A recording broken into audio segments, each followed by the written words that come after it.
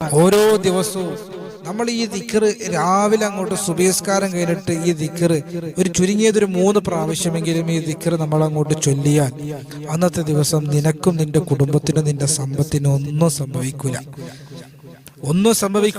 ഇത് ഞാൻ വെറുതെ പറയുന്നതല്ല. ലോകത്തിന്റെ നായകൻ നബി മുഹമ്മദ് മുസ്തഫ അവിടുന്ന് ഇന്നുവരെ കളവ് പറഞ്ഞിട്ടില്ലല്ലോ. അള്ളാന്റെ റസൂൽ സല്ലല്ലാഹു അലൈഹി വസല്ലമ തങ്ങൾ സത്യമല്ലാതെ ഉച്ചരിച്ചിട്ടില്ലല്ലോ. ആ റിസാലത്തിന്റെ നാവ് കൊണ്ടാണ് പ്രവാചകൻ പറഞ്ഞതാണ്. അബൂദർദ റളിയല്ലാഹു തആല റിപ്പോർട്ട് ചെയ്യുന്ന ഹദീസാണ്. അള്ളാഹു പഠിക്കാൻ ഈമാൻ നൽകി അനുഗ്രഹിക്കട്ടെ. പഠിക്കാനും പകർത്താനും അള്ളാഹു തൗഫീഖ് നൽകി അനുഗ്രഹിക്കുമാറാകട്ടെ. ഏതാണ് ദിക്ർ എന്നറിയോ? അള്ളാഹുവിന്റെ റസൂൽ പറയുന്നു, അഊദു ബികലിമാത്തില്ലാഹി താമ്മാതി മിൻ ശർരി മാ ഖലഖ്. അഊദു ബികലിമാത്തില്ലാഹി താമ്മാതി മിൻ ശർരി മാ ഖലഖ് എന്നതാണ് ദിക്ർ.